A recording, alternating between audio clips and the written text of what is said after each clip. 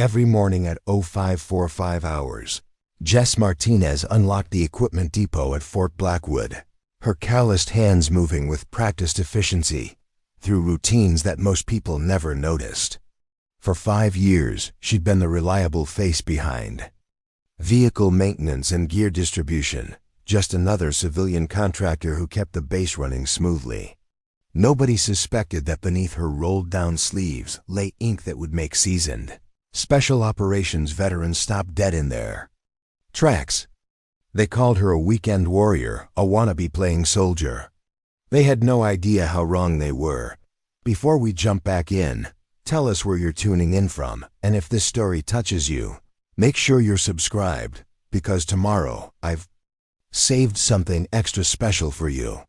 At 36, Jess Martinez had perfected the art of invisibility. She stood 5'4" with shoulder-length brown hair that she kept pulled back in a simple ponytail, never styled, never fussed over. Her olive-toned skin bore the marks of someone who worked with her hands, small scars from tools, permanent grease stains under her fingernails, and a slight tan line where safety glasses sat on her face for hours each day. She wore the same uniform every single day, faded blue work coveralls with Martinez stitched above the left pocket, steel-toed boots that had seen better years, and a black baseball cap that she never removed during work hours. The depot itself was a massive concrete structure that housed everything from Humvees to generators, from communication equipment to spare parts that kept Fort Blackwood operational. Jess knew every bolt, every serial number, every maintenance schedule by heart. When a convoy needed vehicles ready by 0800, they were ready by 0755. When communications equipment failed during training exercises, Jess had backup systems prepared before anyone even realized there was a problem. She was the person who made impossible timelines possible, who found solutions when regulations said there weren't any. Most of the active duty personnel at Fort Blackwood treated Jess with polite professionalism. She wasn't military, so she existed in that gray area between civilian and soldier that made some people uncomfortable. Master Sergeant Frank Williams, her direct supervisor, had hired her 5 years ago after she demonstrated an almost supernatural ability to diagnose mechanical problems and organize complex logistics operations. Her references had checked out perfectly. Her security clearance came through without issues, and she had an uncanny knack for anticipating problems before they became crises. "You prior service?" Williams had asked during her interview, noting how she stood at attention without thinking about it and used military time naturally in conversation. "Some experience," Jess had replied, her voice steady but offering no details. That was the extent of their discussion about her background. Williams learned quickly that Jess delivered results without drama, showed up early, stayed late, and never complained about impossible deadlines or unreasonable requests. In his 23-year career, he'd never had a more reliable employee. The younger soldiers, mostly privates and corporals rotating through equipment assignments, viewed Jess with a mixture of respect and curiosity. She trained them efficiently, answered their questions with patience they rarely received from their drill sergeants, and had an encyclopedic knowledge of military procedures that seemed unusual for a civilian contractor. When they struggled with equipment they'd never seen before, Jess would quietly guide them through proper maintenance procedures without making them feel inadequate. Private Maya Johnson, fresh out of basic training and assigned to the motor pool, had been intimidated by Jess during her first week. The older woman seemed to know everything about every piece of equipment in the depot, could identify problems by sound alone, and moved through the massive facility like she owned it. But when Maya accidentally damaged expensive diagnostic tool during her second day, expecting to face disciplinary action that could derail her military career, Jess had simply handed her a replacement and shown her the proper technique. "Everyone makes mistakes," Jess had said, her voice kind but firm. "The measure of a soldier isn't whether they make mistakes, but how they learn from them." Maya had noticed that Jess never said the measure of a person. She always said, the measure of a soldier, as if she naturally thought in military terms. Despite her civilian status, Corporal Alex Turner, who worked in the adjacent communications section, had observed other details that didn't quite fit the civilian contractor narrative. Jess moved like infantry, always aware of her surroundings, naturally gravitating toward walls and corners, scanning rooms before entering them. She knew military protocols that weren't taught in civilian contractor training programs. When new equipment arrived with complex installation instructions, Jess often skipped the manuals entirely, assembling and configuring systems like she'd done it dozens of times before. She's got operator instincts, Turner had mentioned to Williams one day. Watches everything, trusts nothing, always has an escape route planned. You don't pick that up working on trucks. Williams had filed that observation away, but never followed up. Jess did her job better than anyone he'd ever supervised. If she wanted to keep her background private, that was her business. The military attracted people who sometimes needed to reinvent themselves, and as long as she continued delivering exceptional results, her past was irrelevant. But there were signs, small details that suggested Jess's previous military experience had been far more significant than she let on. She knew regulation numbers by heart, could identify specialized equipment by sight, and had an almost supernatural ability to predict when systems would fail before diagnostic tests showed any problems. When visiting units brought equipment she'd never seen before, she somehow knew exactly how to maintain it.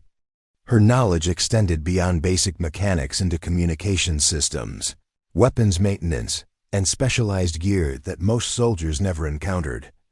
The coveralls she wore every day were standard civilian work clothes, but underneath them, those who paid attention could sometimes glimpse hints of something different.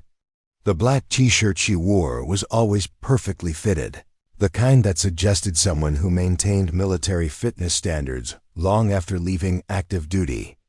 Her posture was naturally erect, her movements economical and precise.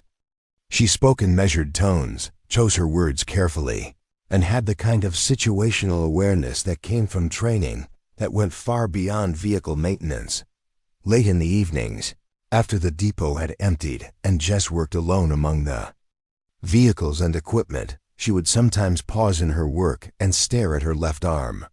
She'd roll up her sleeve just an inch or two, look at something that remained hidden beneath the fabric, then quickly roll it back down. These moments never lasted long, and she always looked around afterward to make sure no one had observed her private ritual. Her apartment in Cedar Falls, the small town just outside Fort Blackwood's main gate, was spartanly furnished but immaculately maintained. The only personal touches were a few books on military history, a small American flag in a simple frame, and a locked wooden box that she kept on her knitstand. She never brought anyone home, never attended social gatherings, and spent her off-duty hours maintaining the same low profile she kept on base. The local veterans organizations had tried to recruit her participation in their activities, assuming that someone with her obvious military bearing and knowledge must be a veteran. Jess always politely declined their invitations, explaining that she preferred to keep her work and personal life separate. This only reinforced the community's assumption that she was probably a weekend warrior, someone who'd served briefly in the National Guard or Reserves, maybe never deployed, who now worked around the military to feel connected to something she'd never fully experienced. The weekend warrior label had started as casual speculation among some of the younger soldiers. Someone who knew so much about military equipment and procedures but worked as a civilian contractor must be overcompensating for limited actual service. The theory gained traction because it explained the contradictions: her obvious competence combined with her civilian status, her military bearing coupled with her reluctance to discuss her background.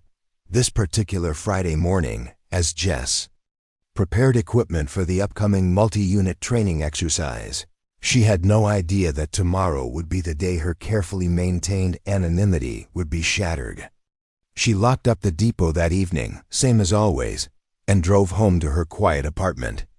The wooden box on her nightstand contained 6 military funeral programs, each one a testament to a story she'd never told. Tomorrow she wouldn't have a choice. Saturday morning brought the crisp air of early autumn and the controlled chaos of Fort Blackwood's quarterly joint training exercise. Local law enforcement, National Guard units, and active duty personnel would spend the weekend conducting coordinated training scenarios designed to build relationships and share tactical knowledge. For Jess Martinez, it meant another routine weekend assignment, ensuring that all participating units had the vehicles and equipment they needed to make the exercise successful. The weekend warrior whispers had started innocently enough born from the natural curiosity that surrounded anyone who seemed to know too much while claiming too little. Staff Sergeant Jennifer Park, who managed communications equipment in the adjacent building, had been the first to voice what others were thinking during a break room conversation 6 months earlier. "There's something about Martinez," Park had said, stirring sugar into her coffee while several other NCOs listened. "She knows too much about our gear to be just a contractor. But if she was really military, why is she working maintenance instead of using her clearance for something better?" Sergeant First Class David Chun, recently returned from a deployment in Eastern Europe, had nodded in agreement. "My guess? Weekend warrior who never deployed. Maybe did a few years in the Guard, learned some basics, now wants to feel important by working around real soldiers." The theory had gained momentum because it seemed to explain all the contradictions. Jess's obvious familiarity with military procedures could be attributed to Reserve or National Guard training. Her reluctance to discuss her background suggested embarrassment about limited service. Her civilian contractor status made sense if she'd never achieved significant rank or conducted real military operations. Most convincingly, her preference for working with equipment rather than people fit the profile of someone who was more comfortable with the technical aspects of military life than the actual demands of combat leadership. Lieutenant Ryan Cooper, 25 years old and 18 months out of West Point, had arrived at Fort Blackwood 3 months earlier with firm opinions about military standards and civilian contractors. His father had been a career Army officer, and Cooper had grown up hearing stories about the clear distinctions between those who served and those who simply worked around the military. In his view, people like Jess Martinez represented a troubling trend: civilians who adopted military mannerisms and claimed expertise they hadn't earned through proper service. During his first week at Fort Blackwood, Cooper had observed Jess training a group of new soldiers on vehicle maintenance procedures. Her knowledge was clearly extensive, but something about the interaction bothered him. She spoke with the authority of an NCO while wearing civilian coveralls. She corrected their techniques with the confidence of someone who'd done the job for years, but she had no visible rank or unit affiliation to justify that authority. "Who is that woman?" Cooper had asked Master Sergeant Williams after the training session. "Jess Martinez. Best contractor we've ever had. Knows these systems better than most soldiers who've been working on them for years." "What's her background?" Williams had shrugged. "Never asked for details. Her work speaks for itself." That response had troubled Cooper. In his experience, the military worked because everyone understood the chain of command, everyone's qualifications were clear, and everyone's authority derived from properly earned rank and experience. Allowing civilians to train soldiers without clear credentials seemed like a dangerous precedent. Over the following weeks, Cooper had paid closer attention to Jess's interactions with military personnel. She moved through the base with casual familiarity that suggested long-term connection to military culture. Soldiers sought her advice not just about equipment, but about regulations and procedures that seemed outside her official responsibilities. She used military terminology naturally, stood at attention unconsciously when senior officers approached, and demonstrated knowledge of classified equipment, specifications that should have been outside her clearance level. The weekend warrior. Theory gained credibility when Cooper learned that Jess had never attended any of the veterans' gatherings in Cedar Falls, never claimed benefits at the VA clinic, and never participated in Memorial Day or Veterans Day ceremonies. Real veterans, in Cooper's experience, maintained connections to the military community even after leaving active duty. People who'd served with distinction took pride in their service and maintained relationships with fellow veterans. Jess's isolation suggested someone who either had something to hide or hadn't earned the right to claim veteran status. Private Maya Johnson had unknowingly contributed to the speculation during the conversation with other junior enlisted soldiers. She'd mentioned how Jess seemed to know things that weren't in any training manual, shortcuts for equipment repair, workarounds for supply chain problems, and maintenance techniques that saved hours of work. But when Maya had asked where she'd learned these methods, Jess had simply said experience without elaborating. She talks like she's been deployed, Johnson had told her peers, but she won't say where or when. Maybe she did one of those easy guard deployments to Kuwait or something. You know, the kind where you never leave the base and just do maintenance work for 6 months. Corporal Alex Turner had a different theory. Based on his observations of Jess's tactical awareness and movement patterns, he suspected she might have been military police or security forces roles that would explain her vigilance and knowledge of military procedures without necessarily involving combat experience. MP training would account for her understanding of weapon systems and communication equipment, while a short enlistment would explain why she'd transitioned to civilian contractor work rather than pursuing a military career. The weekend warrior. Label stuck because it provided a comfortable explanation for everyone involved. It allowed soldiers to respect Jess's competence while maintaining their sense of distinction as real military personnel. It explained her knowledge without threatening the hierarchy that distinguished active duty from civilian support. Most importantly, it justified treating her as helpful but ultimately separate from the military community she served. For Jess, the whispered speculation was both painful and protective. The weekend warrior assumption stung because it diminished experiences that had cost her more than anyone at Fort Blackwood could imagine. But it also provided cover, allowing her to work in peace without facing questions she wasn't ready to answer. Every time someone made a casual comment about her limited service or questioned her authority, she felt the weight of the truth she carried: 6 teammates who died proving their commitment, classified operations that would remain buried forever, and sacrifices that could never be acknowledged publicly. The irony wasn't lost on her. Real weekend warriors, Reserve and National Guard personnel, often deserved more credit than they received. Many had deployed multiple times, served with distinction, and balanced military service with civilian careers that contributed to their communities. The label had become a dismissive term used by some active duty personnel to diminish the service of others, and now it was being applied to someone whose military experience exceeded that of most people using it. But Jess had chosen this anonymity deliberately. After everything that had happened in Syria, after losing her entire team to an operation that officially never existed, she'd wanted nothing more than to serve quietly without recognition or scrutiny.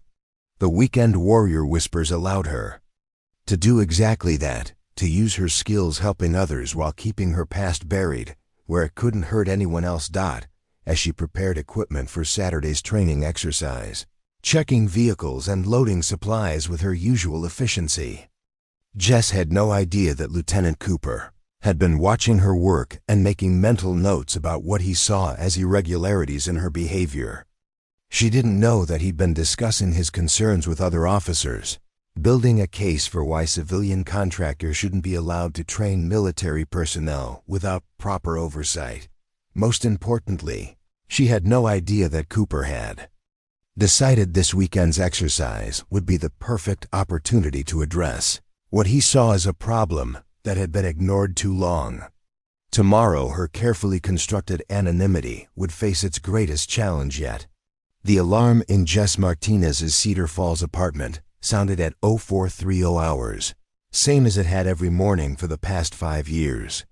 She rolled out of bed with the automatic precision of someone whose internal clock had been calibrated by years of military discipline, though anyone watching would have assumed it was simply the dedication of a hard-working civilian contractor.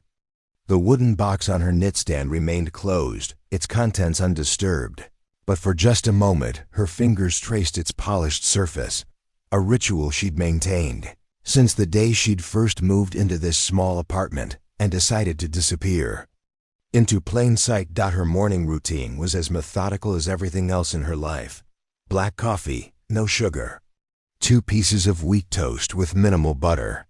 A quick scan of the news, though she avoided anything related to overseas military operations. 30 minutes of calisthenics in her living room, push-ups, sit-ups, and stretching exercises that maintained the fitness standards she no longer officially needed to meet. Anyone observing her apartment would have found it remarkably sparse for someone who'd lived there 5 years. No family photos, no personal mementos displayed on shelves, no decorations that revealed anything about her personality or background. The drive to Fort Blackwood took exactly 12 minutes, a route she'd timed and memorized until she could navigate it in complete darkness if necessary. She always took the same path, always arrived at the same time, always parked in the same spot near the equipment depot. Consistency was camouflage. The more predictable her patterns, the less likely anyone would pay attention to details that might reveal more than she wanted them to know. At 0545 hours, she unlocked the depot and began her daily inspection routine. Every vehicle, every piece of equipment, every tool had its designated place and maintenance schedule. Jess moved through the facility with the kind of systematic thoroughness that came from training where overlooked details could cost lives. She checked fluid levels, tire pressure, communication systems, and diagnostic equipment with practiced efficiency that made the complex appear routine. But there were moments, small instances that occurred when she thought no one was watching, where her true background showed through the carefully maintained facade. When testing communication equipment, her hands moved across radio controls with the muscle memory of someone who'd operated them under stress.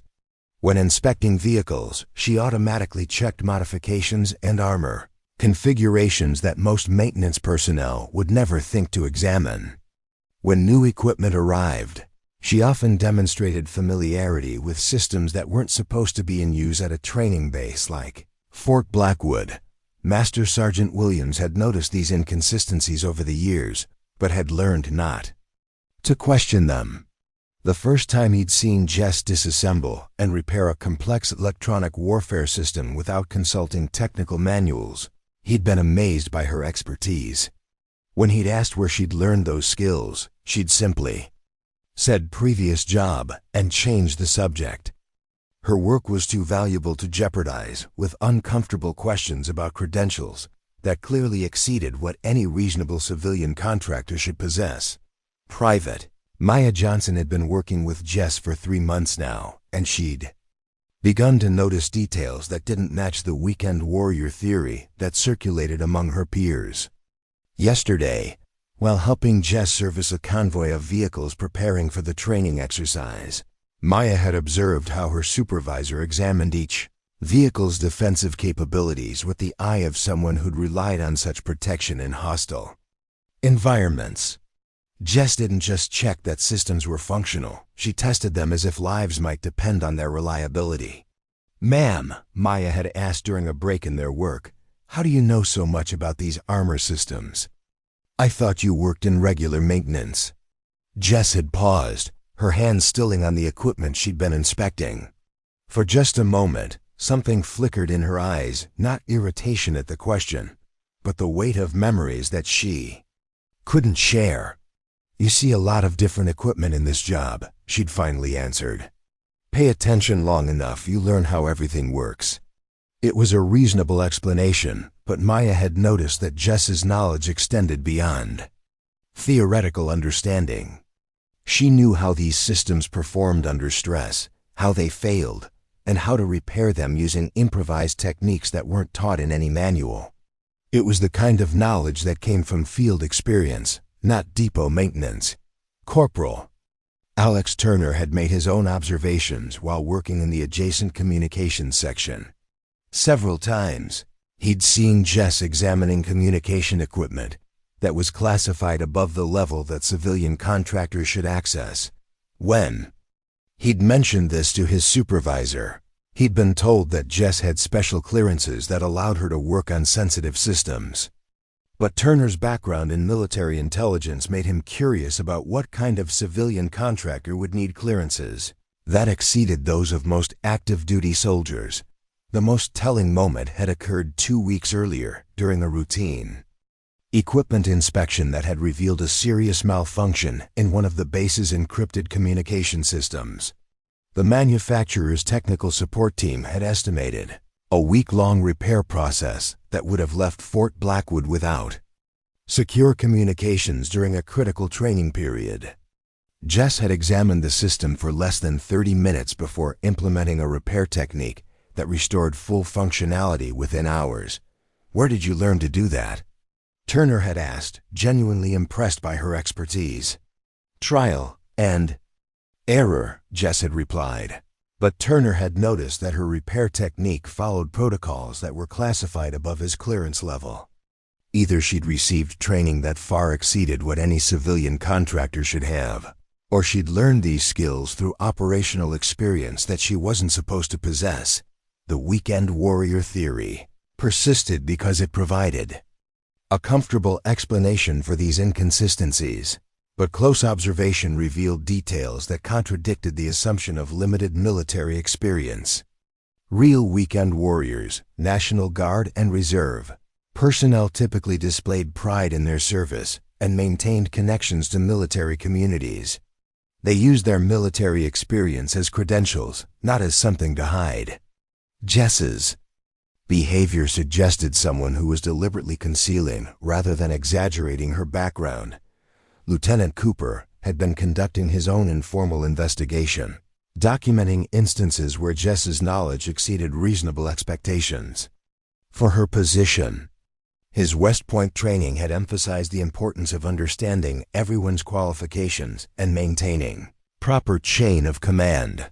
The more he observed Jess's work, the more convinced he became that she was operating outside appropriate boundaries for a civilian contractor. Cooper's concerns weren't entirely unfounded. Military regulations existed to ensure that people working with sensitive equipment had appropriate training and clearances. If Jess was accessing classified systems without proper authorization, that represented a security risk. If she was training soldiers using techniques she wasn't qualified to teach, that could compromise their safety during actual operations. Cooper saw himself as protecting military standards that existed for important reasons. But Cooper's investigation had missed the most significant details. He'd never noticed how Jess automatically scanned rooftops and exit routes when moving between buildings. He hadn't observed her unconscious habit of positioning herself where she could see approaching threats while maintaining clear escape paths. He'd never seen the moments when loud noises or sudden movements triggered defensive responses that she quickly suppressed. Most importantly, he'd never noticed the careful way she avoided situations that might require her to remove her long-sleeved work shirts, even during the hottest summer days.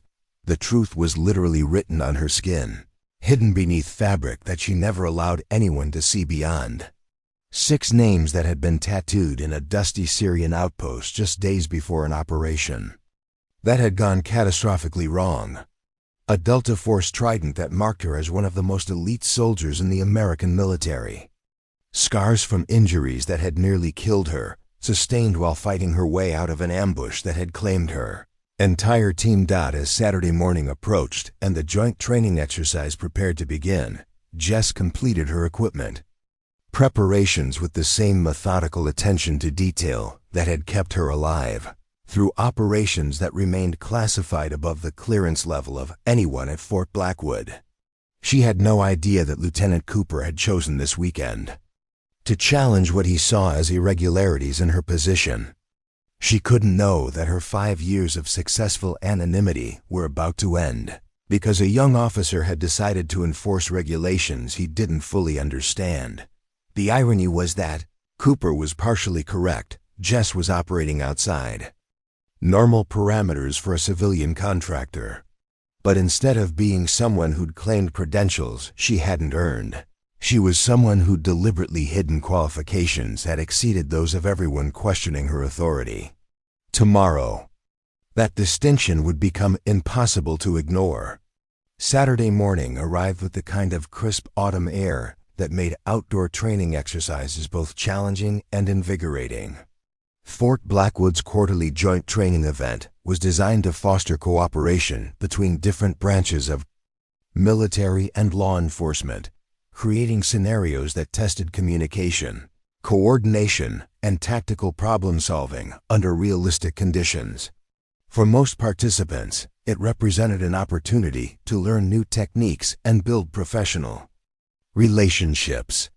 For Lieutenant Ryan Cooper, it would become the stage for a confrontation that would change everything. The exercise planning had taken months of coordination between Fort Blackwood's training staff, local law enforcement agencies, National Guard, units from 3 different states, and specialized teams from various military branches. The scenario involved a complex urban warfare simulation, complete with role-playing civilians, simulated casualties, and equipment challenges designed to test participants' ability to adapt under pressure. Over 200 personnel would participate, making it one of the largest joint exercises Fort Blackwood had ever hosted.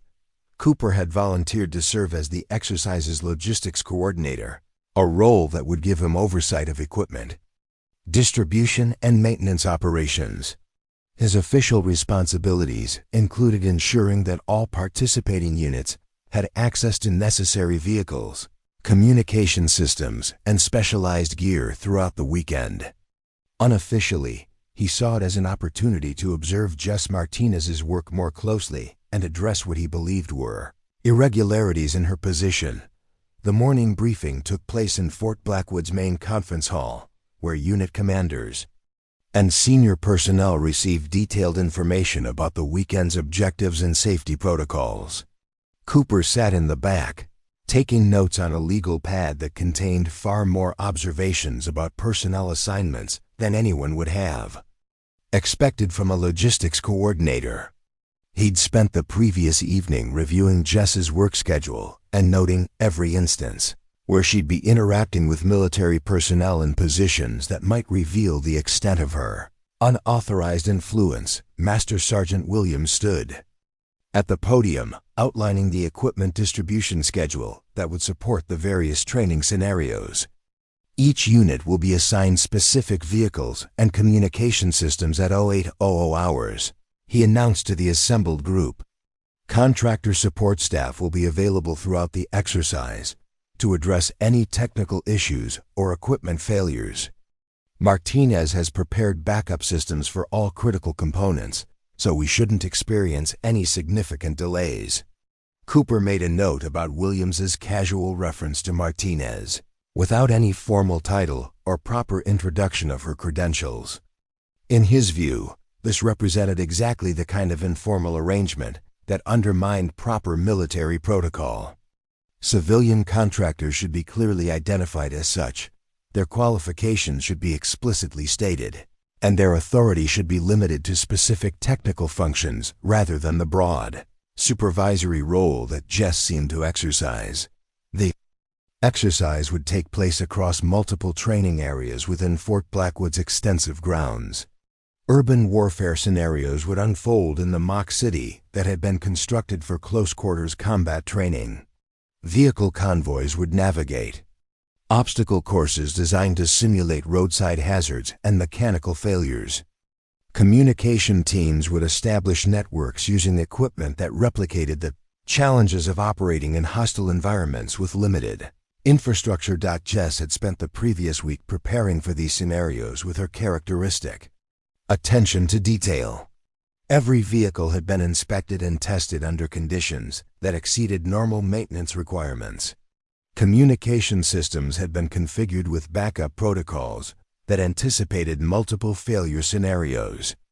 Spare parts and repair equipment had been positioned at strategic locations throughout the training areas, ensuring that technical problems could be resolved quickly without disrupting the exercise flow.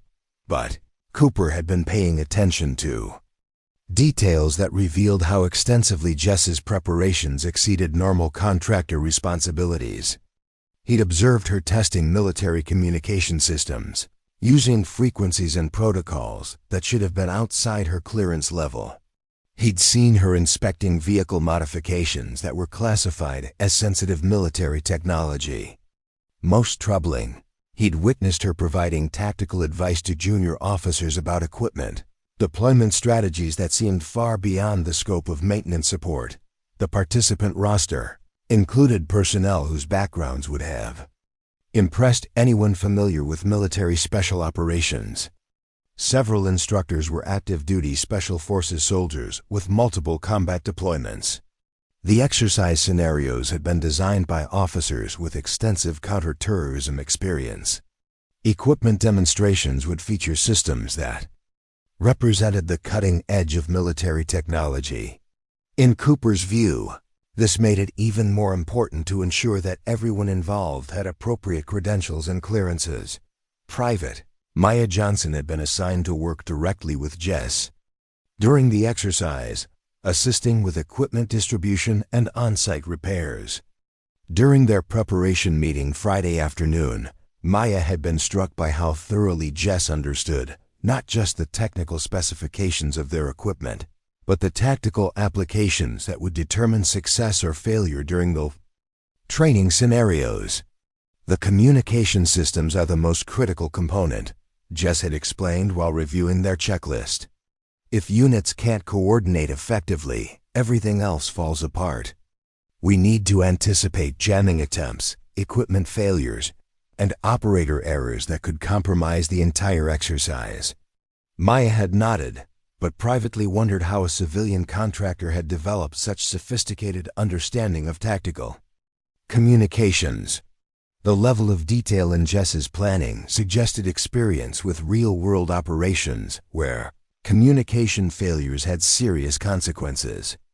It was knowledge that came from having seen how systems performed under hostile conditions, not from reading technical manuals in a maintenance depot. Corporal Alex Turner would be participating in the exercise as part of the communications team, responsible for establishing and maintaining network connections between different units throughout the training areas. During his pre-exercise briefing, he'd been surprised to learn that Jess would be providing technical support for advanced encryption systems that exceeded his own clearance level. Martinez knows those systems better than anyone on base, his supervisor had explained. If you run into problems with the classified communications gear, she's authorized to provide technical assistance. Turner had accepted this explanation, but privately questioned how a civilian contractor had gained access to systems that most active-duty military personnel weren't qualified to operate. Either her clearances were far higher than anyone realized, or there were security violations occurring that no one was willing to acknowledge.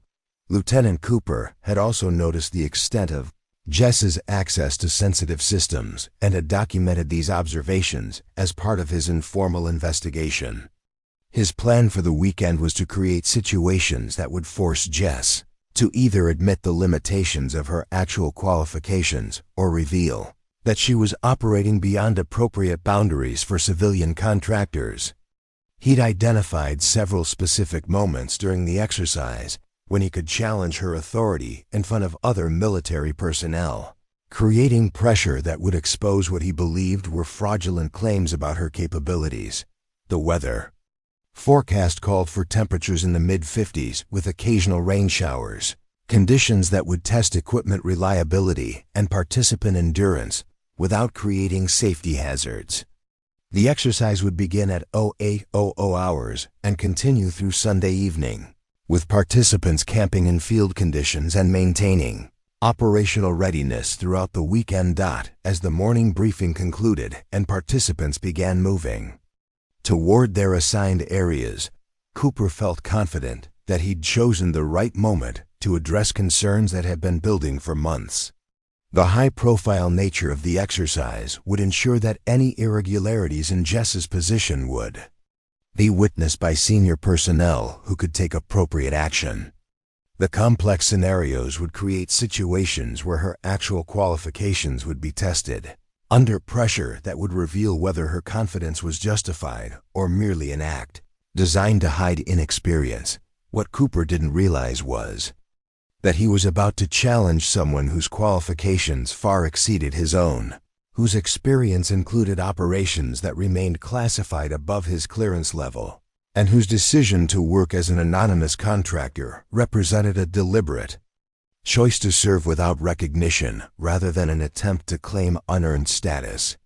The confrontation he was planning would indeed reveal the truth about Jess Martinez, but not in the way he expected. As equipment distribution began and the exercise officially commenced, Jess moved through her assigned duties with the same quiet competence that had characterized her work for 5 years. She had no idea that Lieutenant Cooper was watching her every move, documenting what he saw as evidence of inappropriate behavior, and preparing to make accusations that would force her to defend qualifications she'd spent years trying to hide. The morning sun cast long shadows across Fort Blackwood's training area as participants gathered around equipment distribution stations, their breath visible in the crisp autumn air. Jess Martinez moved between the vehicles and communication systems with practiced efficiency, checking serial numbers against her clipboard and ensuring that each unit received exactly what they needed for their assigned scenarios. She wore her standard work uniform, blue coveralls, steel-toed boots, and a black baseball cap pulled low over her eyes, the same outfit that had made her invisible for 5 years. Lieutenant Ryan Cooper positioned himself near the central equipment station, ostensibly supervising the distribution process, but actually watching for what he believed would be inevitable signs that Jess was operating beyond her legitimate authority. His notebook contained detailed observations from the past 3 months, documenting instances where she demonstrated knowledge that seemed inconsistent with her civilian contractor status. Today, he planned to create situations that would force her to either admit her limitations or reveal that she was making claims about qualifications she didn't actually possess. The first indication that something was building came during the communication equipment checkout process. Staff Sergeant Jennifer Park, the communications specialist Cooper had spoken with months earlier about his suspicions, was signing for advanced encryption systems that would be used during the urban warfare scenarios. As Jess handed over the equipment cases, she automatically rattled off technical specifications and operational parameters that seemed far beyond what a civilian contractor should know. The frequency hopping sequence is programmed for standard NATO protocols, Jess explained to Park, but if you encounter jamming attempts, switch to the backup algorithms using the secondary encryption keys. The system will automatically compensate for signal degradation in urban environments, but manual adjustment might be necessary if you're operating near structures with significant electromagnetic interference. Cooper made notes as he listened to this exchange, his suspicion growing with each technical detail that Jess provided, without consulting any manual or reference material. This wasn't the kind of knowledge that came from reading equipment specifications or attending contractor training programs.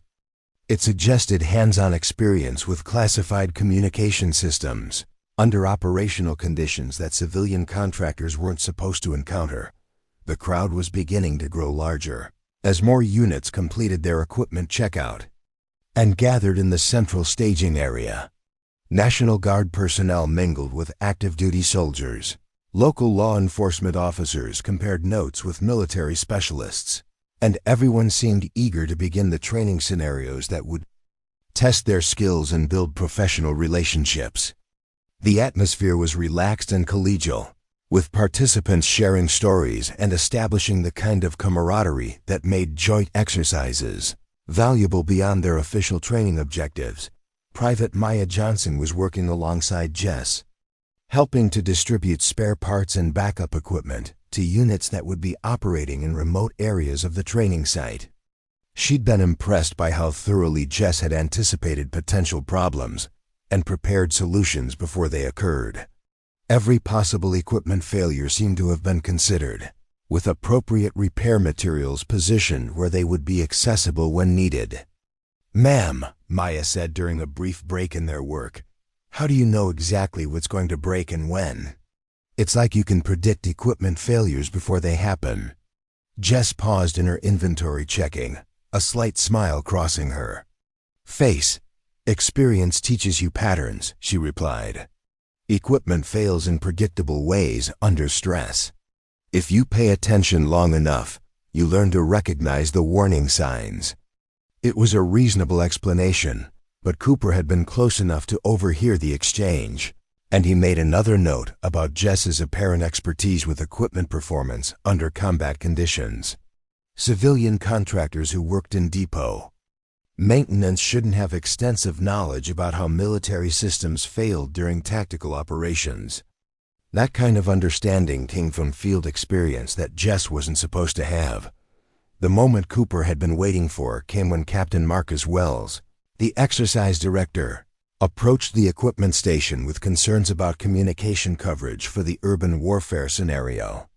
The mock city where close-quarters combat training would take place included structures that created significant radio dead zones, and Wells wanted to ensure that all participants could maintain contact with exercise controllers throughout the training. "Martinez," Wells called out, using the informal address that had become standard when referring to Jess. "We're getting some interference patterns in Sector 7 that weren't showing up during our preliminary tests. Think you can take a look and recommend solutions?"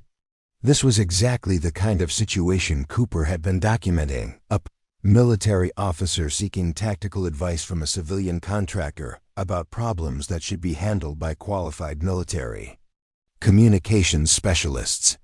He stepped forward, his notebook ready, prepared to challenge what he saw as an inappropriate delegation of military responsibility.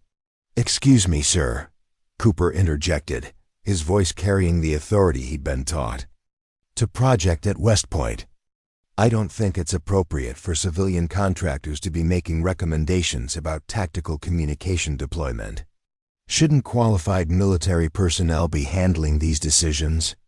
The staging area grew quieter as nearby participants turned their attention to what was clearly developing into some kind of confrontation. Wells looked confused by Cooper's intervention, since Jess had been providing technical support for Fort Blackwood's exercises for 5 years, without any previous concerns about her authority or qualifications. "Lieutenant Cooper," Wells replied, his tone suggesting mild irritation at the interruption.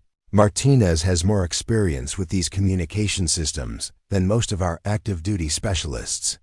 Her recommendations have prevented equipment failures during every exercise she supported." Cooper felt the weight of attention from the growing crowd, but he pressed forward with his planned challenge. "Sir, with respect, we need to verify that civilian contractors have appropriate credentials before allowing them to influence tactical decisions. Military regulations exist for important reasons." Jess had been listening to this exchange with the patient expression of someone who'd anticipated this moment for years. She set down her clipboard and turned to face Cooper directly, her posture unconsciously straightening into the military, bearing that 5 years of civilian work hadn't entirely erased. "Lieutenant," she said, her voice calm but carrying an undertone that made several nearby soldiers pay closer attention.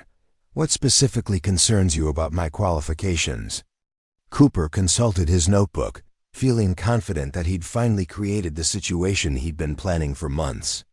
Ma'am, you've been providing technical advice that exceeds normal contractor responsibilities. You've been accessing classified equipment without clear authorization. You've been training military personnel using methods that aren't in any official manual. I think we need to verify your actual credentials and clearance level. The crowd was growing larger now, drawn by the obvious tension and the unusual sight of a junior officer challenging someone who'd been a respected fixture at Fort Blackwood for years.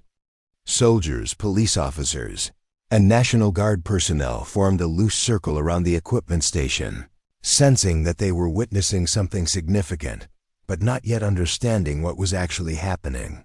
Corporal Alex Turner pushed through the crowd, attracted by the commotion. He'd worked with Jess numerous times and had always found her to be knowledgeable and professional, though he'd shared some of Cooper's curiosity about her background. Seeing her being challenged publicly made him uncomfortable, but he also found himself curious about how she would respond to direct questions about her qualifications. "Ma'am," Cooper continued, emboldened by the attention and convinced that he was protecting military standards, "I need to see documentation of your clearance level and training credentials. If you're going to be making decisions that affect military operations, we need to verify that you have appropriate authorization." Jess looked around at the faces surrounding her, young soldiers who'd learned from her guidance, officers who'd relied on her expertise, and civilian participants who were witnessing their first glimpse of military bureaucracy in action. For 5 years, she'd successfully avoided exactly this kind of scrutiny, carefully maintaining the low profile that allowed her to serve without drawing attention to qualifications that would have raised uncomfortable questions. But now, standing in the center of a growing crowd with a determined young officer demanding proof of credentials she'd deliberately hidden, Jess realized that her years of anonymity were about to end. The decision she'd made in a Syrian hospital bed to serve quietly without recognition or glory was about to be tested by someone who had no idea what he was actually challenging. "Lieutenant Cooper," she said, her voice carrying a quiet authority that made everyone in the crowd lean forward to hear her response. "Are you questioning my right to wear this uniform?" It was a strange question, since everyone could see that she was wearing civilian coveralls, not any kind of military uniform. But something in her tone suggested that there was more to the question than appeared on the surface, and Cooper found himself hesitating as he tried to formulate a response that would maintain his momentum without overstepping boundaries he might not fully understand. Preparing and narrating. This story took us a lot of time, so if you are enjoying it, subscribe to our channel. It means a lot to us. Now back to the story.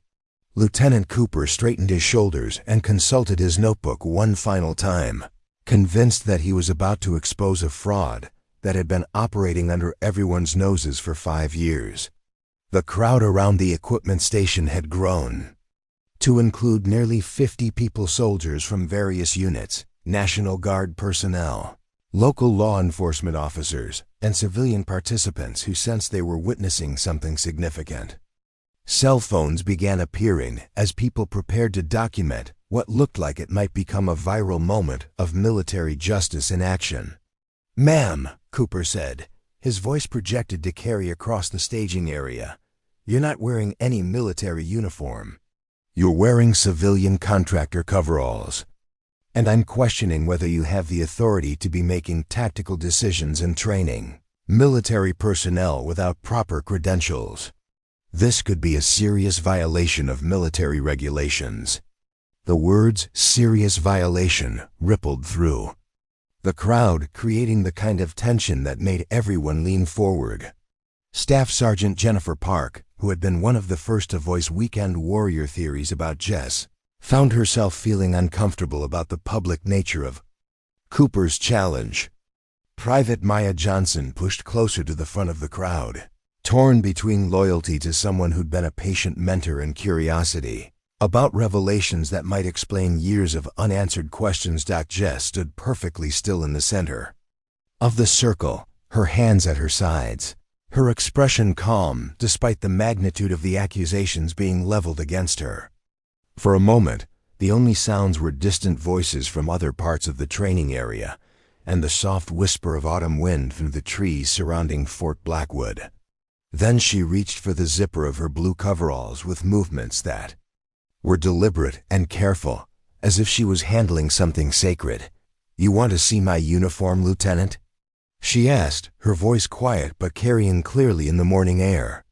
"You want to verify my credentials?" The crowd pressed closer as Jess slowly unzipped the coveralls and let them fall to the ground around her steel-toed boots. Underneath, she wore a simple black t-shirt and dark jeans, nothing that identified her as military or civilian, nothing that would have satisfied Cooper's demands for proper uniform standards. But then she did something that made everyone in. The crowd stopped breathing.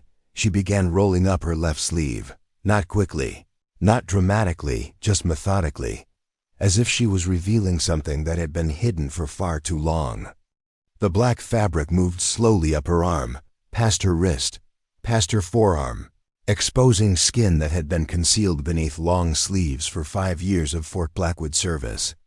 As more of her arm became visible, people began to see something that made them question everything they thought they knew about Jess Martinez. There, on her left bicep, was a tattoo unlike anything most of them had ever seen in person. It wasn't clean or decorative like the tattoos that many soldiers wore to commemorate their service. This one looked like it had been burned, scarred, damaged by fire and trauma that had left permanent marks on both the ink and the skin beneath it. The image was unmistakable to anyone who knew military insignia, a Delta Force trident, partially obscured by scar tissue, but still clearly recognizable dot below the trident, in military stencil font that had been partially distorted by whatever had damaged her arm, were letters and numbers that made several people in the crowd gasp with recognition. DF6, KIA March 15, 2019. The silence that followed was absolute. Even the distant sounds from other parts of the training exercise seemed to fade as the crowd tried to process what they were seeing. Lieutenant Cooper stared at the tattoo, his earlier confidence evaporating as he realized that the letters KIA stood for Killed in Action, meaning that according to official records, the woman he'd been challenging was supposed to be dead. Master Sergeant Williams, who had been drawn to the commotion from his position at the command post, felt his stomach drop as he recognized the significance of what was being revealed. He'd supervised Jess for 5 years, without knowing that she was a Delta Force operator who had been officially declared killed in action. The implications were staggering, not just for her personal story, but for the security clearances and background checks that had somehow failed to identify her true status. Corporal Alex Turner, whose intelligence background had made him curious about Jess's excessive qualifications, found himself staring at tattoo details that confirmed his worst fears about what he'd been observing. Delta Force operators didn't receive commemorative tattoos, they received memorial ink that marked their commitment to missions that often didn't officially exist. The fact that hers included KIA suggested that she'd been involved in an operation that had gone catastrophically wrong. Private Maya Johnson felt tears forming in her eyes as she realized that the patient mentor who'd taught her equipment maintenance procedures was someone who'd served at the highest levels of military special operations. The weekend warrior theories that had circulated among her peers weren't just wrong, they were insulting to someone whose service had cost her more than most soldiers could imagine. An older voice cut through the stunned silence as Colonel Patricia Stone stepped forward from the crowd. Her 26 years of service included assignments that had brought her into contact with special operations personnel, and she recognized the significance of what she was seeing. The Delta Force Trident wasn't something that could be faked or obtained through civilian channels. It marked someone who'd completed selection processes that eliminated 90% of applicants and served in units that conducted missions at the highest levels of classification. "That ink," Colonel Stone said slowly, her eyes fixed on Jess's scarred tattoo, represents more than most people will ever know about military service. The crowd pressed closer, everyone trying to understand what they were witnessing. Cooper's notebook had fallen forgotten to the ground as he struggled to comprehend that his weekend warrior theory had been catastrophically wrong. Instead of someone who'd exaggerated limited military service, he'd been challenging someone whose qualifications exceeded those of everyone present, including senior officers who'd never served in special operations units. Stone continued, her voice carrying the weight of classified knowledge that she could partially share. Delta Force operators don't advertise their service. They don't seek recognition. They serve in units that officially don't exist, conducting missions that never appear in public records. She looked directly at Jess, who met her gaze with steady eyes that showed no emotion despite the magnitude of what was being revealed. The KIA designation means that according to official records, this woman died in service to her country. The fact that she's standing here means that something happened that required her to disappear from official military records. The crowd was completely silent now, everyone understanding that they were witnessing something far more significant than a simple uniform violation. This wasn't about civilian contractors overstepping their authority. This was about a decorated special operations veteran who'd been serving anonymously for reasons that remained unclear. Lieutenant Cooper felt like the ground had shifted beneath his feet. His months of investigation, his careful documentation of what he believed were irregularities, his conviction that he was protecting military standards, all of it had been based on assumptions that were not just wrong, but insulting to someone whose service record exceeded his own by orders of magnitude. "Sergeant Martinez," he stammered, automatically using a title that seemed appropriate despite not knowing her actual rank. I had no idea. I owe you an apology." But Jess wasn't looking at Cooper anymore. She was staring at her own tattoo, at the damaged ink that had survived fire and trauma and 5 years of concealment. For the first time in half a decade, the truth about her identity was visible to people who'd worked alongside her without knowing who she really was. The revelation was complete, but the questions were just beginning. How had a Delta Force operator ended up working as a civilian contractor? What had happened during the mission that had officially killed her? And why had she chosen to serve in anonymity rather than claim the recognition and benefits that her service had earned? The answers to those questions would require her to relive the worst day of her life, to explain losses that she'd spent 5 years trying to forget, and to honor teammates who died believing their sacrifice would remain classified forever. Colonel Patricia Stone stepped closer to Jess, her experienced eyes examining the damaged tattoo with the recognition of someone who'd spent decades working with classified operations. The scar tissue that distorted the Delta Force Trident told a story of trauma that extended far beyond simple combat injuries. This was damage caused by intense heat, sustained over time. The kind of injuries that occurred during catastrophic equipment failures or sustained exposure to fire. "Sergeant Martinez," Stone said, using the rank that seemed most appropriate despite not knowing Jess's actual grade. "That tattoo indicates you were part of Delta Force. Team 6. The memorial designation suggests your unit was involved in a classified operation that resulted in casualties." She paused, choosing her words carefully in front of a crowd that included personnel without appropriate clearances. "Am I correct in understanding that you were officially declared killed in action during that mission?" Jess nodded once, slowly. Her voice, when she spoke, was quiet but clear enough for everyone in the silent crowd to hear. "Staff Sergeant Jessica Martinez, Delta Force Team 6. Presumed killed in action March 15, 2019, Syrian border region." The date and location sent ripples of recognition through the crowd. Several of the more experienced soldiers remembered news reports from that time period about increased military activity along the Syrian border, though specific details had never been released to the public. March 2019 had been a period of heightened tensions in the region. with multiple special operations units conducting classified missions against high-value targets. Lieutenant Cooper, still struggling to process the magnitude of his mistake, found his voice. "But if you were declared KIA, how are you here? How did you end up working as a civilian contractor?" Jess looked around at the faces surrounding her young soldiers who'd worked alongside her for months without knowing her background. Officers who'd relied on her expertise without understanding its source, and civilian participants who were witnessing their first glimpse of how military special operations actually functioned. For 5 years, she'd successfully avoided exactly this kind of attention, but now that her secret was exposed, she realized that the full story needed to be told. "Our mission was to establish a forward logistics base in support of counter-terrorism operations," she began, her voice taking on the measured tone of someone delivering an after-action report.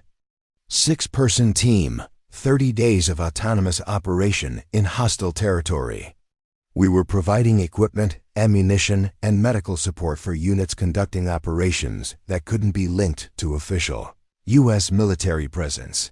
Master Sergeant Williams, who had supervised Jess for 5 years without knowing any of this, felt pieces of a puzzle falling into place. Her encyclopedic knowledge of military supply chains, her ability to anticipate equipment failures, her understanding of how systems performed under stress, all of it made sense if she'd been responsible for keeping special operations teams supplied in hostile territory. "The base was compromised on day 23, Jess continued. "Intelligence failure, security breach, someone gave up our location. 40-plus enemy fighters hit us at dawn with rockets, mortar, and coordinated small arms fire from 3 directions. The crowd was completely silent now, everyone understanding that they were hearing first-hand testimony about a combat action that had never appeared in any public record. These were the kinds of operations that remained classified for decades. The secret missions that kept America safe while never receiving official recognition.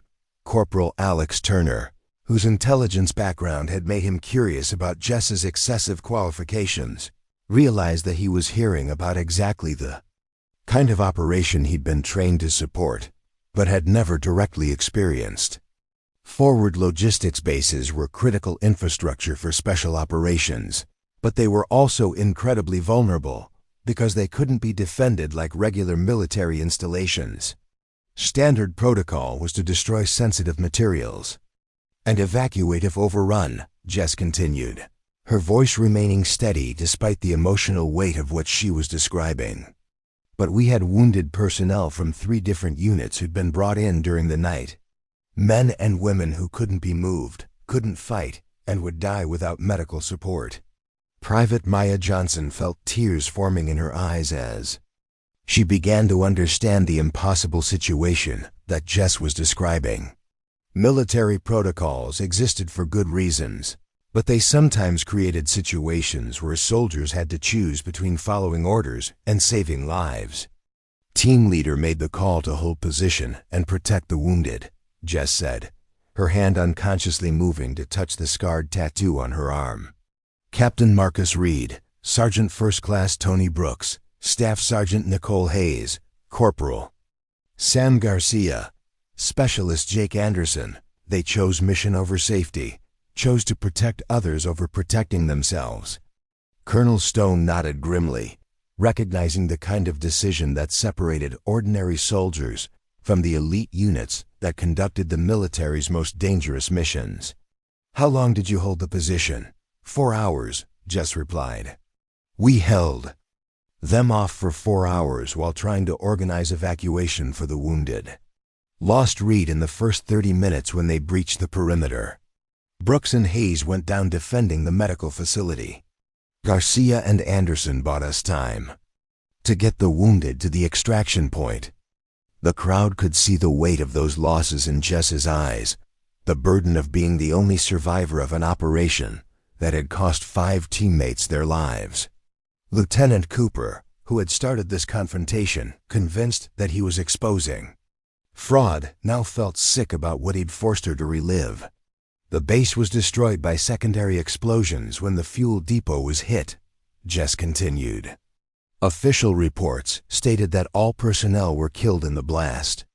The mission was classified, the location was classified, and the story was filed away in archives that most people will never access. "But you survived," William said, his voice thick with emotion. "Severe burns on my left arm and back from the fuel depot explosion," Jess confirmed, indicating the scarred skin that surrounded her damaged tattoo. "Temporary hearing loss, smoke inhalation, multiple fragment wounds. I was evacuated to a field hospital under an assumed identity. Medical staff thought I was a local contractor who'd been caught in the blast." Staff Sergeant Jennifer Park, who had been one of the first to voice weekend warrior theories about Jess, felt ashamed about the assumptions she'd made. "How long were you hospitalized?"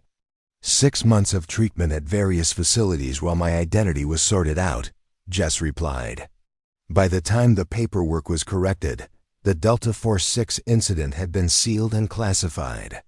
"My commanding officers offered me options: full disability retirement, medical discharge with honors, or a new assignment with my record cleared." The crowd waited for her to continue, everyone understanding that this was the crucial moment where her story intersected with their experience of knowing her as a civilian contractor. "I chose none of them," Jess said simply.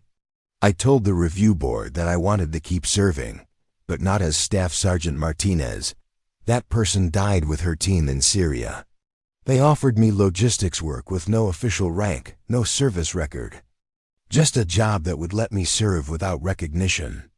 Colonel Stone understood immediately why that choice would have been appealing to someone dealing with survivor's guilt and the trauma of losing an entire team. "You wanted to serve without having to explain why you came home when they didn't. I wanted to honor their sacrifice by continuing the mission," Jess corrected. "They died ensuring that wounded soldiers made it home safely. I've spent 5 years making sure that other soldiers have the equipment and support they need to complete their missions and return to their families." The revelation was complete, but its implications were staggering.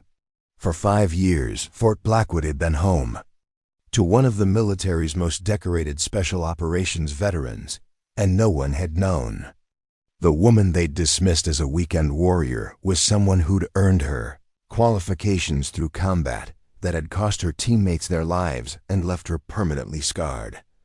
Lieutenant Cooper stood in the center of the crowd, holding his notebook full of observations that now seemed petty and insulting.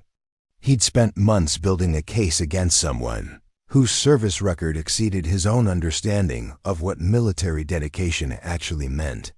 The confrontation he'd planned as a moment of military justice had become a revelation that would change how everyone at Fort Blackwood understood service, sacrifice, and the meaning of true heroism. Colonel Stone could see the emotional toll that reliving these memories was taking on Jess, but she also understood that the crowd needed to hear the complete story. Half-truths and partial revelations would only create more speculation and rumors. If Jess's 5 years of anonymity were ending, then the full context of her service and sacrifice needed to be understood by everyone present. "Sergeant Martinez," Stone said gently, "would you be willing to share more details about what happened during those 4 hours? I understand this is classified information, but given the circumstances." Jess looked around at the faces surrounding her, faces that belonged to soldiers who'd worked alongside her without knowing her story, who dismissed her as a weekend warrior while she carried the weight of losses they couldn't imagine. For 5 years, she'd protected these details not just because they were classified, but because sharing them felt like a betrayal of teammates who died believing their sacrifice would remain private. The forward logistics base was designated Firebase Talon. She began, her voice taking on the clinical tone of someone delivering an intelligence briefing. Officially, it didn't exist. Our mission was to provide supply support for 3 different Special operations teams conducting counter-terrorism operations along the Syrian-Iraqi border. 30 days of autonomous operation with no external support and no backup extraction plans. Master Sergeant Williams, who had supervised complex logistics operations throughout his career, began to understand the magnitude of what Jess was describing. Supporting special operations teams in hostile territory required expertise that extended far beyond normal supply chain management. It meant anticipating needs weeks in advance, maintaining equipment under extreme conditions, and solving problems. With limited resources and no outside help. 6-person team, Jess continued. Captain Marcus Reed was our team leader, 8 years Delta Force, 3 combat deployments, the best officer I ever served under. Sergeant First Class Tony Brooks handled communications and intelligence. Staff. Sergeant Nicole Hayes was our weapons specialist. Corporal Sam Garcia managed vehicle maintenance and transportation. Specialist Jake Anderson was my medical assistant. The crowd could hear the respect and affection in her voice as she named each teammate, and several people noticed that she saved her own role for last, minimizing her position in the team hierarchy despite being the only survivor who could tell their story. I was the team medic and supply coordinator, she said simply. Responsible for maintaining medical equipment, managing inventory levels, and providing emergency medical treatment for visiting units. Private Maya Johnson, who had worked with Jess for months on equipment maintenance, realized that every technique she'd learned, every procedure she'd been taught, had come from someone who'd developed those skills under combat conditions where mistakes could cost lives. The patient way Jess had guided her through complex repairs suddenly made sense. It was the kind of teaching that came from experienced training people whose lives might depend on doing the job correctly. The base was constructed in an abandoned industrial complex that provided natural concealment and defensive positions, Jess continued. We established medical facilities, communication centers, ammunition storage, and vehicle maintenance areas that could support operations across a 50-mile radius. For 23 days, we maintained contact with multiple special operations teams while remaining undetected by enemy forces. Corporal Alex Turner, whose intelligence background had made him curious about Jess's knowledge of classified systems, realized that she was describing exactly the kind of operation he'd been trained to support, but had never actually experienced. Forward logistics bases were critical infrastructure for special operations, but they required personnel who could function independently under extreme pressure. The attack came at 0530 hours on March 15th, Jess said, her voice becoming more controlled as she described the details that had haunted her for 5 years. Coordinated assault from 3 directions using rocket-propelled grenades, mortar, and concentrated small arms fire. Intelligence later determined that our location had been compromised by a source inside the local government. Colonel Stone nodded grimly. Intelligence failures were an occupational hazard in special operations, but they were particularly devastating for small units operating without backup support. How many wounded personnel were at the base when the attack began? 7 soldiers. From 3 different units, Jess replied. They'd been brought in during the previous 2 nights with injuries ranging from gunshot wounds to IED blast trauma. Standard protocol required us to destroy sensitive materials and evacuate immediately if the base was compromised, but moving the wounded would have killed them.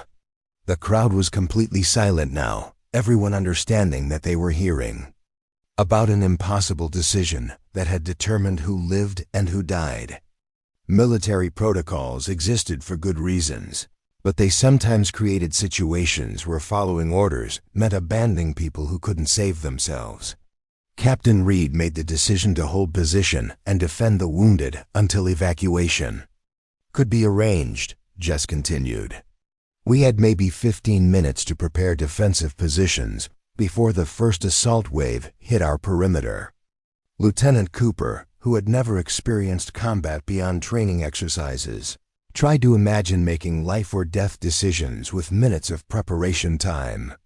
Everything he'd learned at West Point about leadership and decision-making suddenly seemed theoretical compared to what he was hearing. Reed positioned Brooks and Hayes at the main entrance to slow the primary assault, Jess said. Garcia and Anderson took positions covering the vehicle staging area where we hoped to load the wounded for evacuation. I stayed in the medical facility with the injured soldiers, moving between treating casualties and providing suppressing fire from windows that covered our flanks.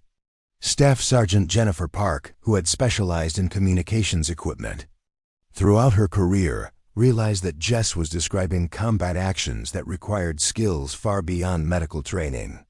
Providing effective suppressing fire while treating wounded soldiers meant functioning as both a medic and an infantry soldier.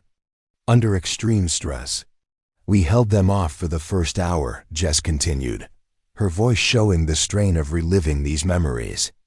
But they kept bringing more fighters, more weapons. Reed was killed when they breached the perimeter with explosives. Brooks and Hayes held the main entrance for another 2 hours before their position was overrun.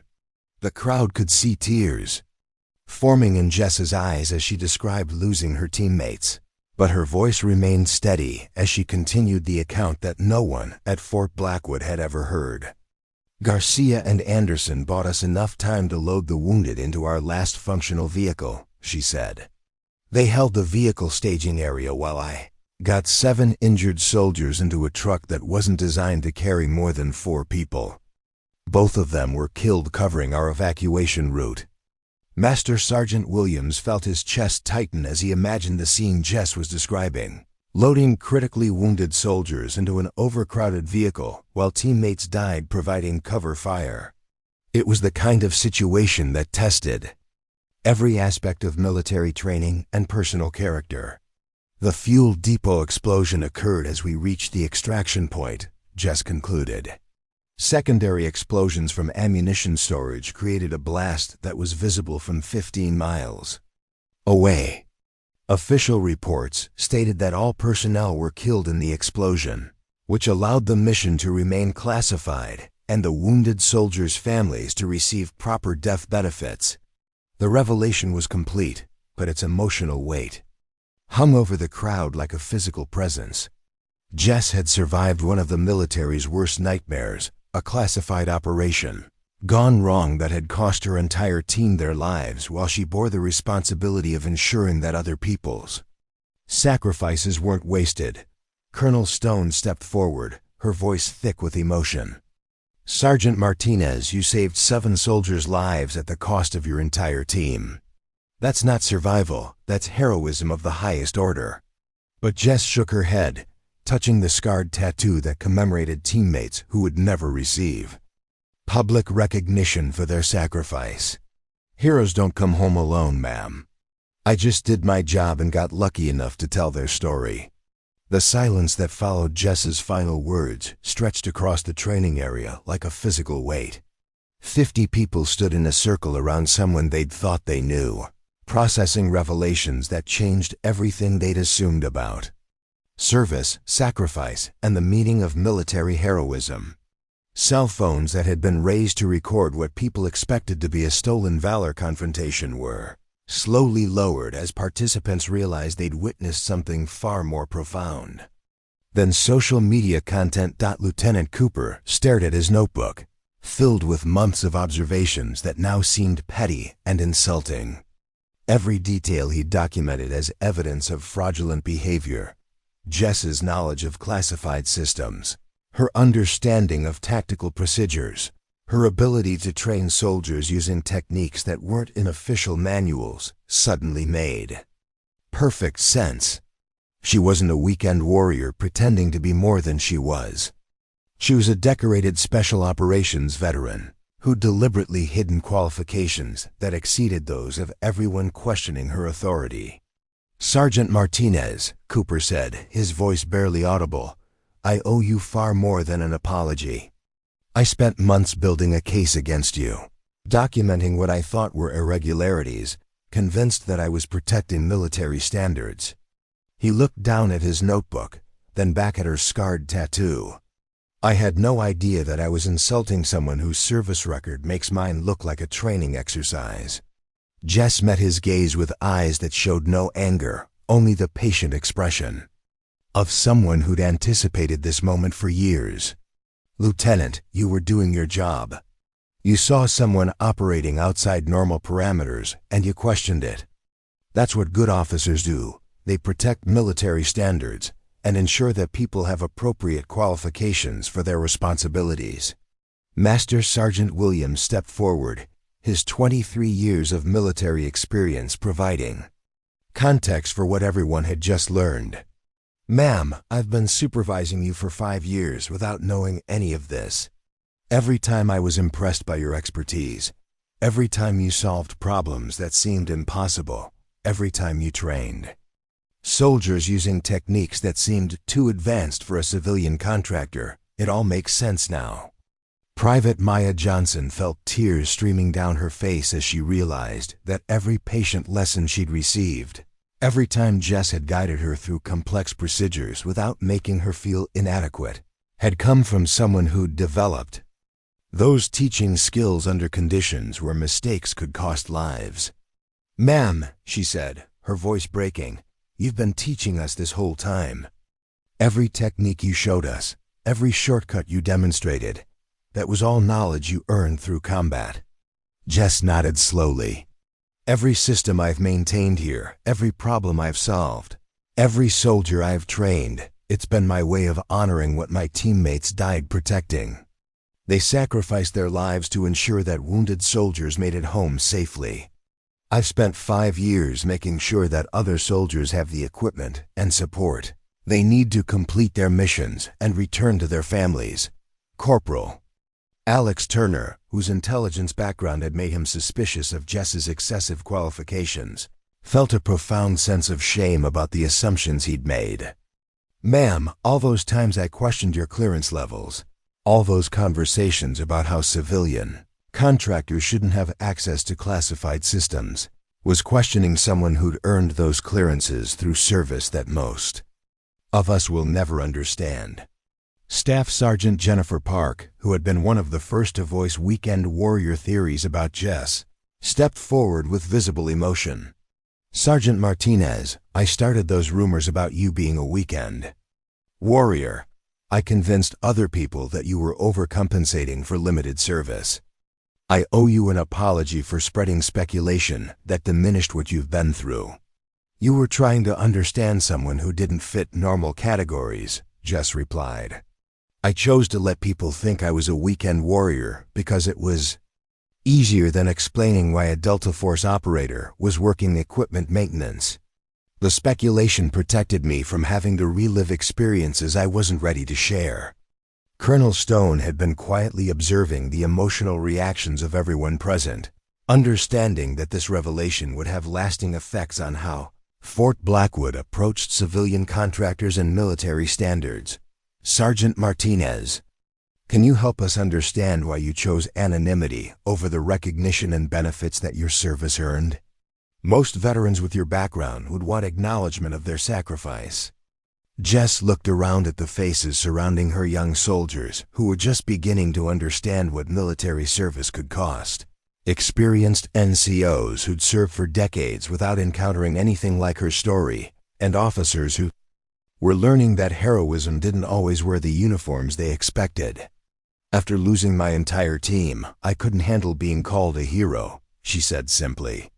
Every medal, every commendation, every recognition ceremony would have been a reminder that I came home when they didn't. Working anonymously allowed me to serve without having to explain why I survived when better soldiers died. The crowd could see the weight of survivors' guilt in her expression, the burden of carrying memories of teammates who would never receive public recognition for their sacrifice. Lieutenant Cooper, who had started this confrontation, convinced that he was exposing fraud, now understood that he'd forced someone to relive the worst experiences of her life in front of 50 strangers. Ma'am, Cooper said, his voice thick with emotion, is there anything I can do to make this right? Any way I can apologize for what I've put you through? Jess considered his question carefully. Lieutenant, you can remember that sometimes the most important people are the ones you don't notice until you need them. You can understand that military service takes many forms, and the most significant contributions often come from people who choose to serve without recognition. Master Sergeant Williams realized that Jess's revelation would require significant administrative changes at Fort Blackwood. Ma'am, given what we now know about your background, would you be willing to return to active duty?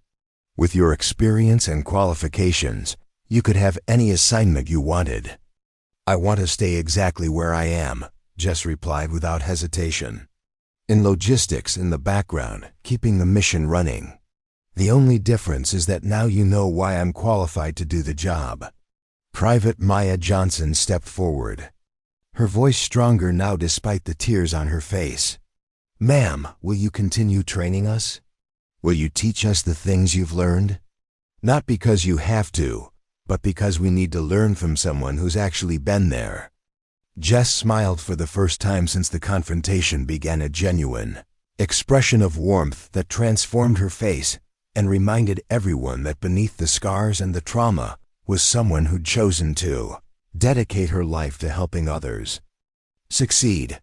I'll keep teaching anyone who wants to learn, she said. But remember that every technique I show you, every procedure I demonstrate, represents something my teammates died protecting. When you use that knowledge to keep other soldiers safe, you're honoring their sacrifice. The crowd began to disperse slowly, people walking away in small groups as they processed what they'd witnessed and learned. But the impact of Jess's revelation would extend far beyond this single morning. Fort Blackwood now knew that their quiet equipment specialist was someone whose service record exceeded that of most personnel on the base, whose knowledge had been earned through combat that officially never existed, and whose daily work represented a form of memorial service to teammates who would never receive public recognition. Lieutenant Cooper remained behind as others left, still holding his notebook full of observations that had led to the most significant mistake of his military career. He'd learned that protecting military standards meant understanding that service took many forms, that heroism didn't always wear expected uniforms, and that sometimes the most qualified people were those who chose to serve without seeking credit for their qualifications. As the training exercise resumed around them, Jess rolled her sleeve back down and picked up her coveralls, preparing to return to work that would never look routine again. Her 5 years of anonymity were over, but her commitment to serving without recognition remained unchanged. She'd simply found a new way to honor the memory of 6 Delta Force operators who died believing their story would remain classified forever. Word of the morning's revelation spread through Fort Blackwood with the speed that only military installations could achieve. By lunchtime, every unit on base had heard some version of the story about the civilian contractor who'd turned out to be a decorated Delta Force veteran.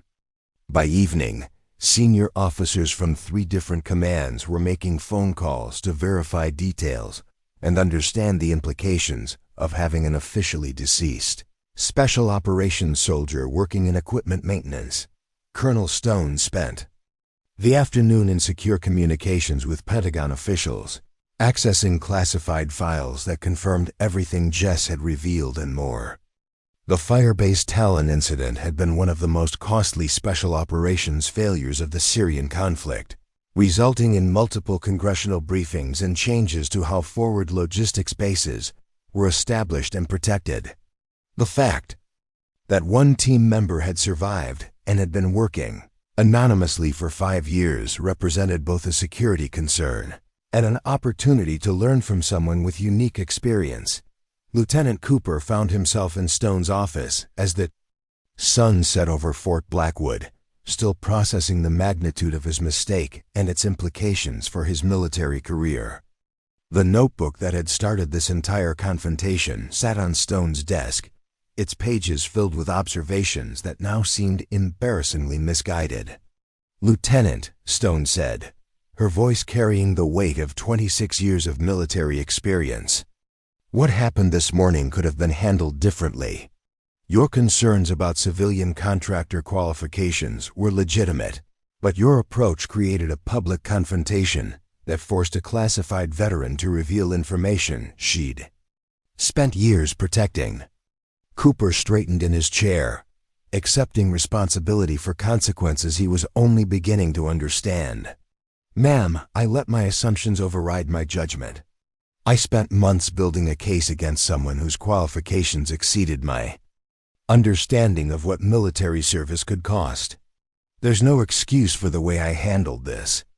The question now," Stone continued, "is what you've learned from this experience and how you'll apply those lessons as you continue your military career." Cooper had been thinking about that question since the moment he'd seen Jess's scarred tattoo. "Ma'am, I learned that military service takes forms I never considered. I learned that the most qualified people sometimes choose to serve without recognition.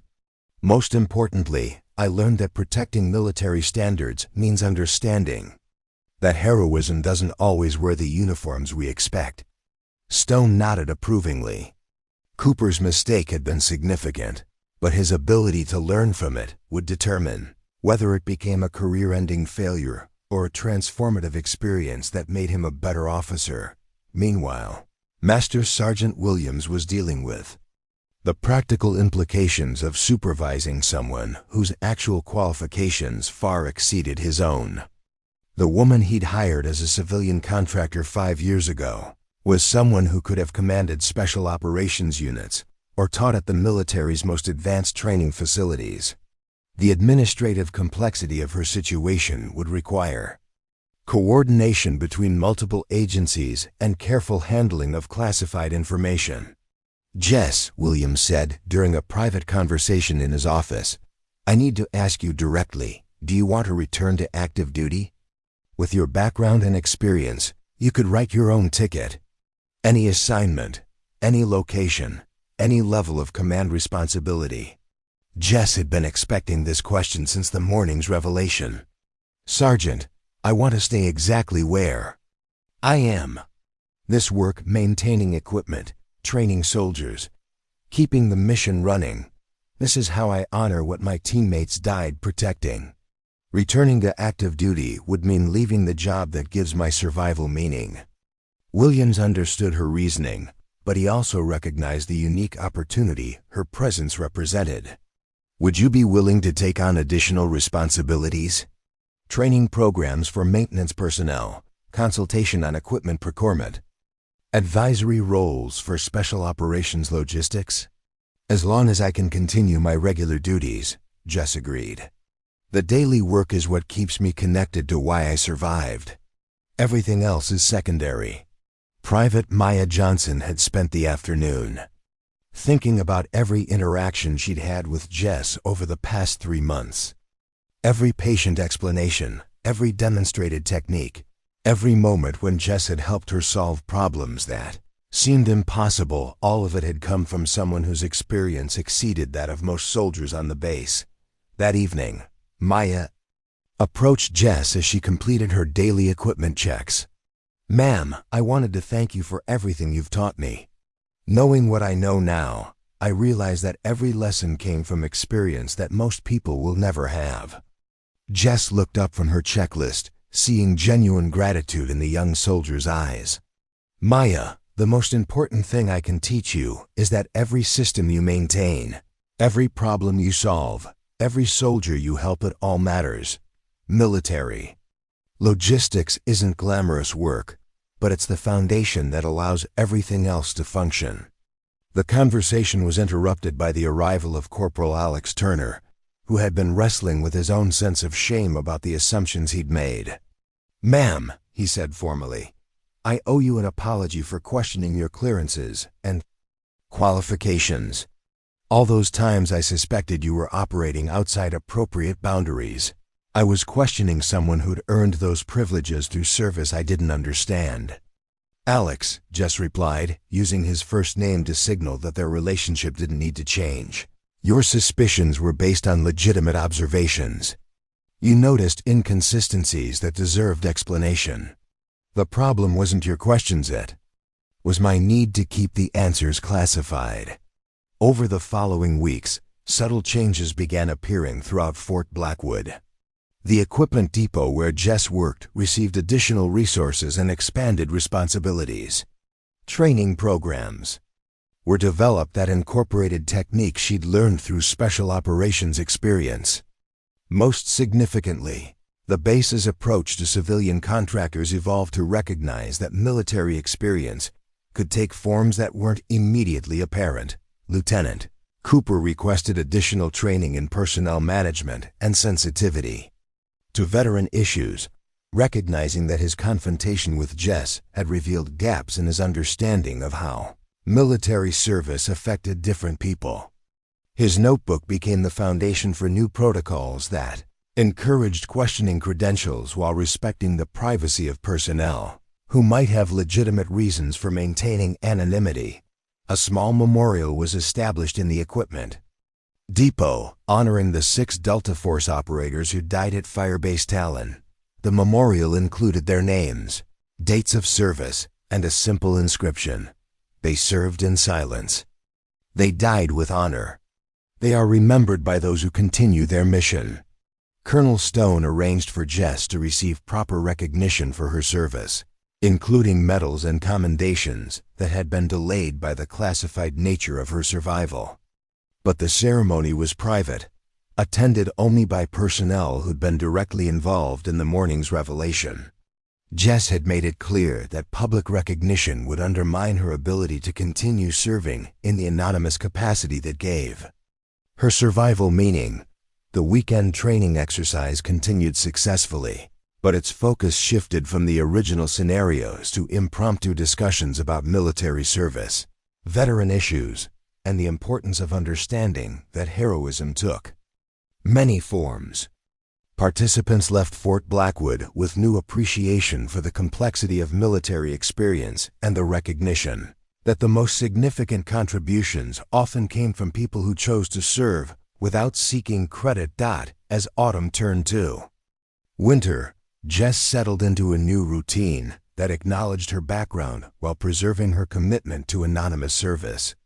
She continued her daily equipment maintenance, but now also provided specialized training for personnel who needed to understand advanced systems.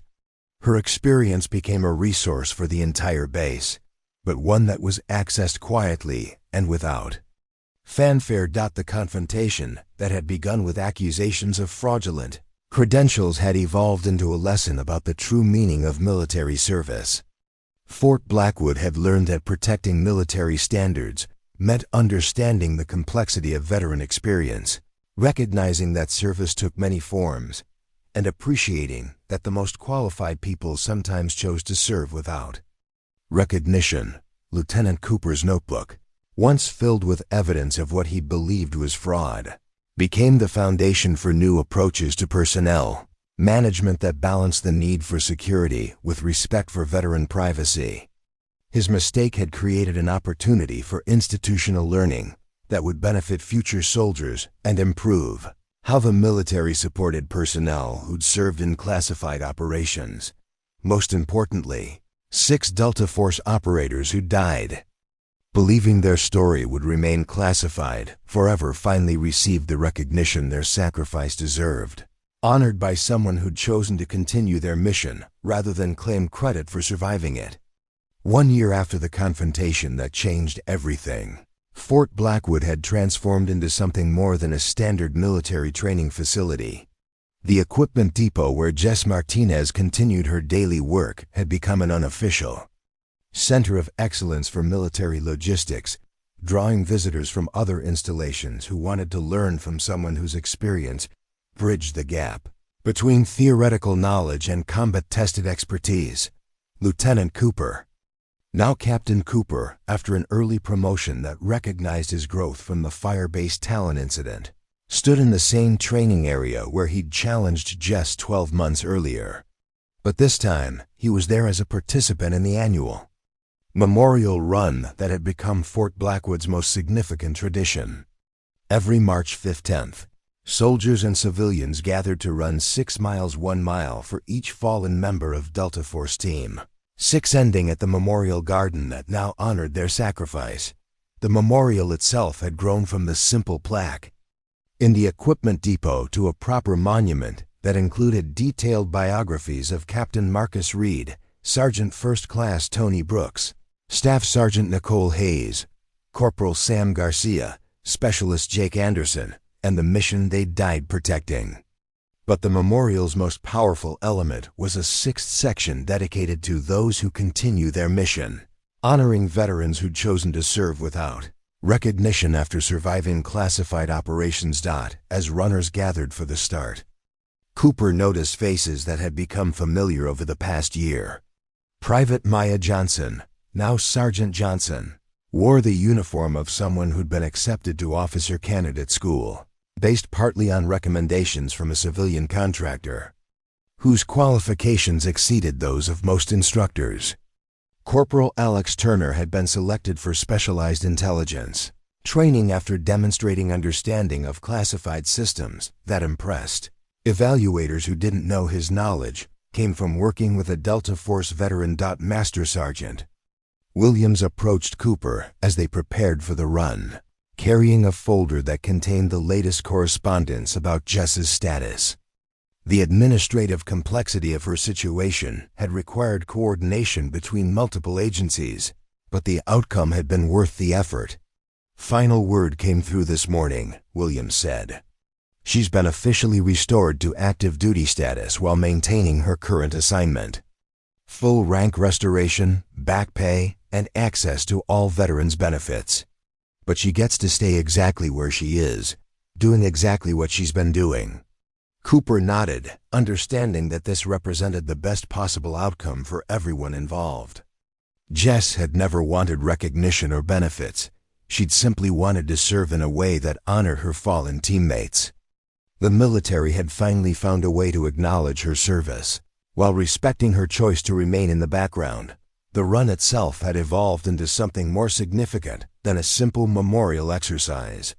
As participants moved through the 6-mile course, they passed stations where volunteers shared stories about the fire-based Talon team members, turning the event into a moving memorial service that educated people about the realities of special operations service.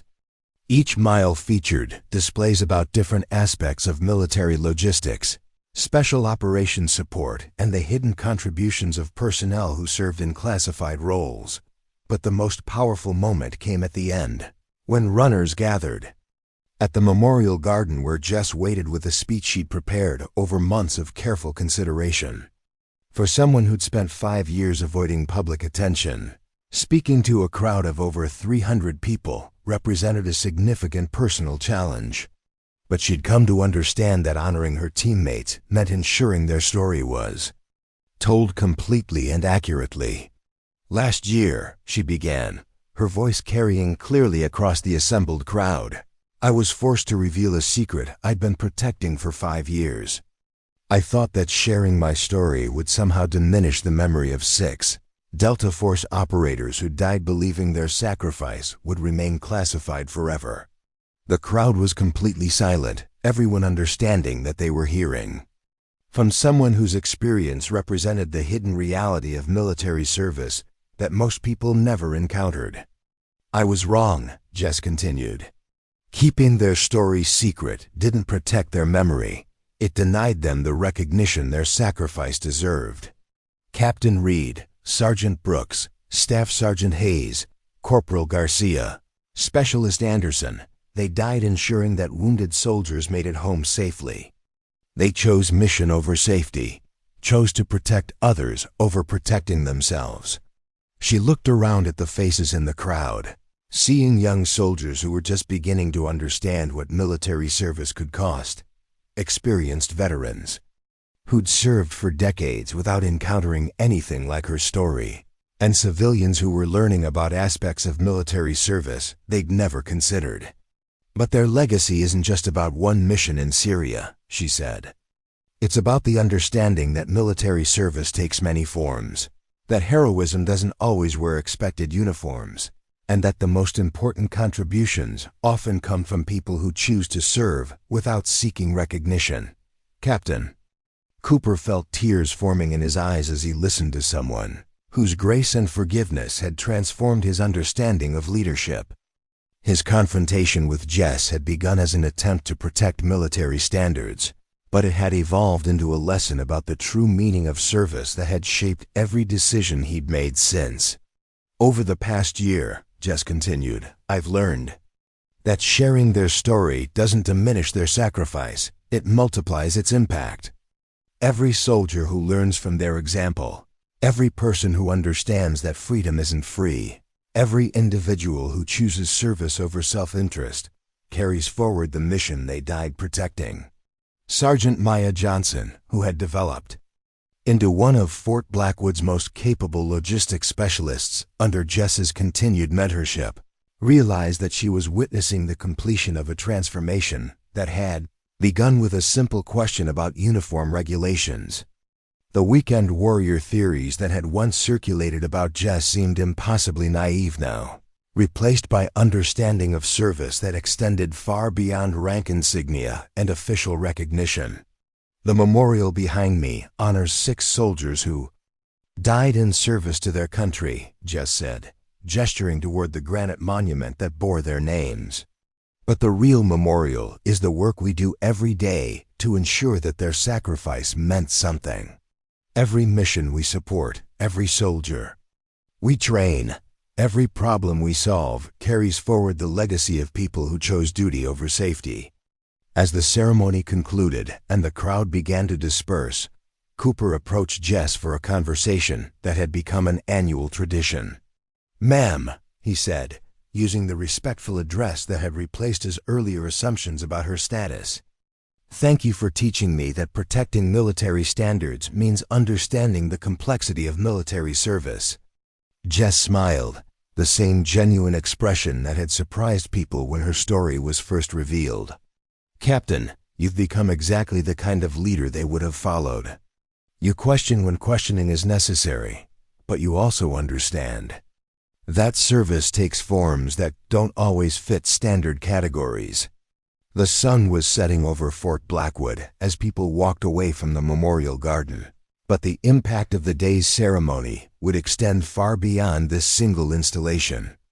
Videos of Jess's speech would be shared across military social media, reaching personnel at bases around the world who were learning about veteran issues and the importance of supporting people who'd served in classified operations. The equipment depot where Jess had worked anonymously for 5 years had become a destination for military logistics specialists who wanted to learn from someone whose experience bridged theoretical knowledge and combat reality.